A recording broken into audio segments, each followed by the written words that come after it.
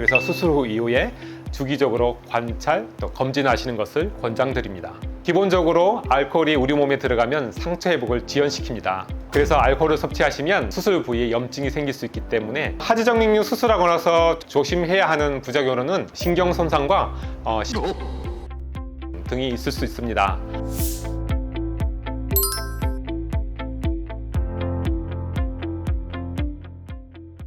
아무래도 일상생활에서 큰 역할을 하는 다리에 관련된 수술이다 보니 수술 후 운동은 언제부터 가능한지, 어떤 운동이 도움이 되는지 등을 궁금해 하시는 분들이 많은데요. 어떻게 관리해야 하는지 알아보도록 하겠습니다.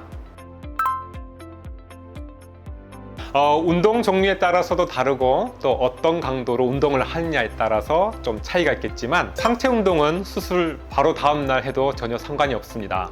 걷기 운동, 스쿼트 같은 하체 운동, 달리기 등 이렇게 하체에 하중을 싣고 힘이 들어가는 운동은 개인차가 있겠지만 수술 후 한 일주일 정도는 피해 주시는 것이 회복에 도움이 됩니다. 바로 수술 전에 하던 운동 강도를 그대로 시작하는 것이 아니라 회복이 되고 무리 없이 할 수 있을 것 같을 때 조금씩 운동 시간과 강도를 차차 늘려가는 것이 좋겠고요.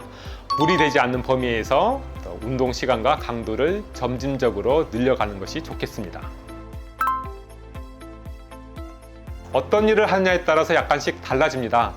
대부분 다음날 출근 가능하고요. 단 좀 무거운 걸 드는 것은 좀 자제하시는 것을 추천드립니다. 오래 서 있는 경우에는 압박스탕 신고 하시는 것을 권유드립니다. 기본적으로 알코올이 우리 몸에 들어가면 상처 회복을 지연시킵니다. 그래서 알코올을 섭취하시면 수술 부위에 염증이 생길 수 있기 때문에 수술 후 일주일간 음주를 피하는 것이 좋습니다. 단 배나시를 시술하는 경우에는 배나실의 단점인 알러지 반응이 있는데요. 알러지 반응은 음주를 하시면 더 잘 생깁니다. 그래서 약 한 4주간 금주를 권유드립니다. 쪼그려 앉는 자세가 있는데요. 쪼그려 앉아있게 되면 다리 정맥이 한번 꺾이기 때문에 다리 정맥 압력이 높아지게 됩니다. 그래서 쪼그려 앉는 자세는 가능한 피하는 것이 좋겠습니다. 그리고 허벅지가 꽉 끼는 옷을 입는 것도 좋지 않은데요. 꽉 끼는 스키니진 같은 옷을 입게 되면 수술 후에 더 부을 수 있기 때문에 피하시는 게 좋겠고요. 마침 요즘 저 오버핏, 루즈핏 같은 패션이 유행인데요. 유행에 맞춰서 통이 넓은 바지를 입어주시면 더 좋겠네요. 하지정맥류 수술 이후 치료 부위에서 신생혈관이 생기거나 정상적이었던 혈관과 관통정맥에서 새롭게 역류가 발생한다면 하지정맥류가 재발할 수 있습니다. 그래서 수술 후 이후에 주기적으로 관찰, 또 검진하시는 것을 권장드립니다. 하지정맥류 수술이라서 생기는 건 아니고요. 일반적으로 외과적 수술을 하고 나서 생길 수 있는 공통적인 부작용으로는 출혈, 멍, 통증, 염증 등이 있을 수 있습니다. 하지만 일반적으로 경증의 부작용들은 시간이 지나면 대부분 저절로 좋아집니다. 병원에서 처방받으신 약을 잘 드시면 해결 잘 되실 거고요. 혹시라도 불편함이 있으시면 병원에 편하게 문의하시고 도움을 받으시는 게 좋겠습니다.